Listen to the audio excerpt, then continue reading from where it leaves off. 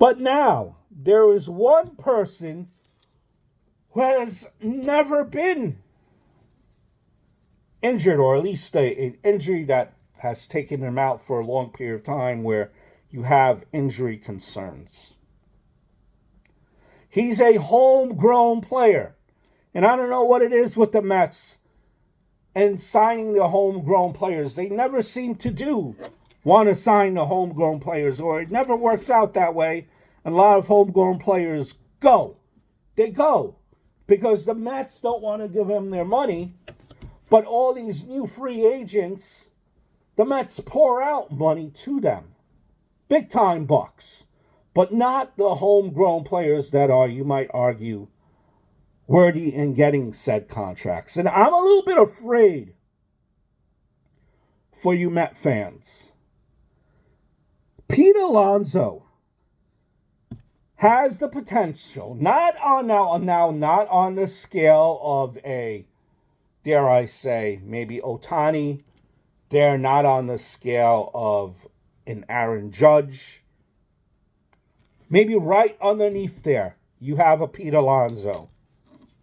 Pete Alonso could very easily hit you 40 to 50 home runs every year. He's a home run hitter. Now, you would love the batting average to be a little bit higher.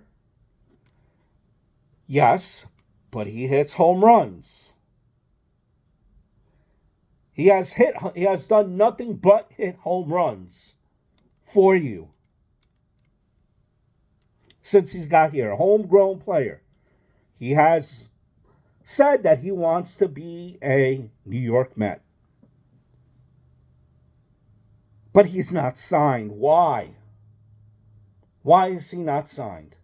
Listen, if you might say to yourself that he, in hindsight wise, and this is me just spitballing, if we as a team were to give out a contract, he has to be the full package in playing offense and defense. Listen, if you think that he's not worth his end of the bargain playing defensively, he could always play a DH.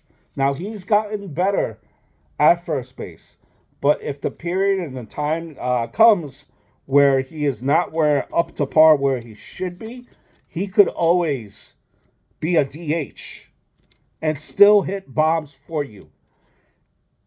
Hitting DH, I think that will help him too towards the end of his career in staying healthy.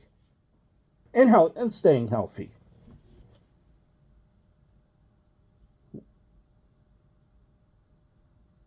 We know that the Mets they spent money. Steve Cohen spent money last year. Like I said, he spent money on one of the highest payrolls in Verlander, in Scherzer, and it didn't work out. So now what my worry is they bring in a new GM, the GM that was with the Brewers and Stearns, and they try to apply this building of a team like they built the Milwaukee, which never won anything anyway, by the way. And, they're going to try to build they're going to try to build a playoff team, a contending team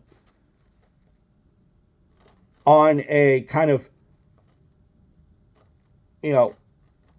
not a premier city budget type of cheap, low ball, plug along type of a way.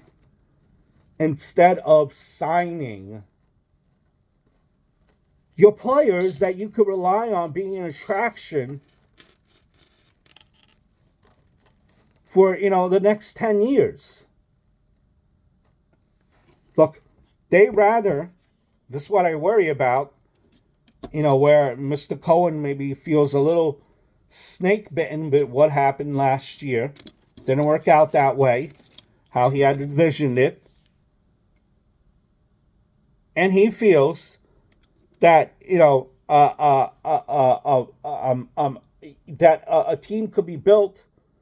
You're going to trade away a star player in Alonso, get maybe a prospect or two or three that you have no guarantee that will work out, but you will take that chance, and hopefully you get two quality players for a superstar, and you get two quality players that you have more control over and that could be with this franchise a lot longer than the Pete Alonso because they're a lot younger, blah, blah, blah.